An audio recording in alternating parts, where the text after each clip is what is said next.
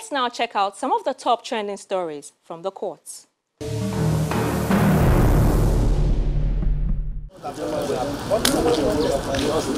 We begin with the report that the senator representing Kogi West Senatorial District in the National Assembly, Dino Melaye, has been denied bail and remanded in custody on a 7-count charge of criminal conspiracy and unlawful possession of firearms.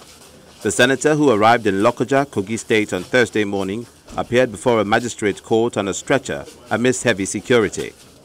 As the case commenced, the prosecution counsel, Senior Advocate of Nigeria, Alex Ezeon, told the court that it did not have the jurisdiction to entertain the case.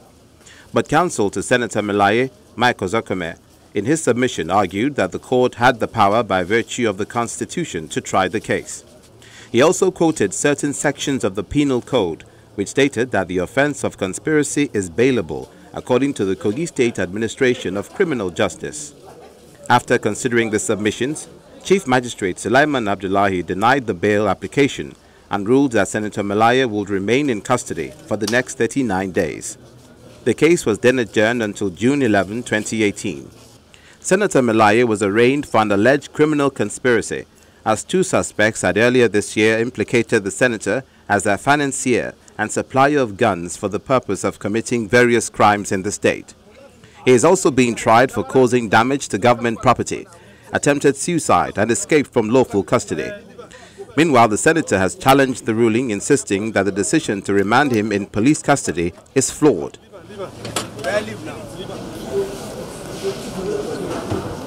Staying in Abuja, the federal government has filed an amended 32-count charge against a former National Security Advisor, Colonel Sambo Dasuki, and 3 others in the alleged diversion of $2.1 billion in arms funds.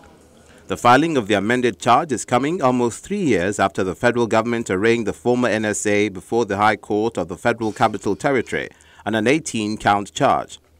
In the amended charges, names of prominent politicians from the opposition party are listed as beneficiaries of the alleged diversions.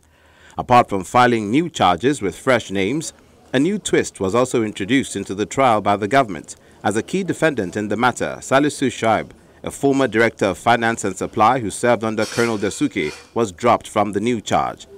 It's not yet certain why the former Director of Finance was dropped from the charge after having been arraigned alongside Dasuki in 2015 in the previous charge. Meanwhile, Justice Hussein Baba Yusuf of the FCT High Court is expected to take the fresh plea of the 4 defendants on May the 17th. And in Lagos, the trial of 2 former ministers, Femi Fani-Kayode and Nenadi Usman, has been adjourned to June 11 and 12th. The adjournment became necessary after the 3rd defendant, Danjuma Yusuf, failed to show up in court on Wednesday for the continuation of the trial.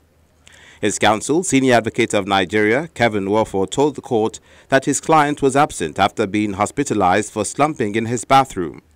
He then followed this up with a request for an adjournment of the trial. With no objections from other parties in the case, Justice Rilwan Aikawa subsequently adjourned continuation of trial to June 11 and June 12th.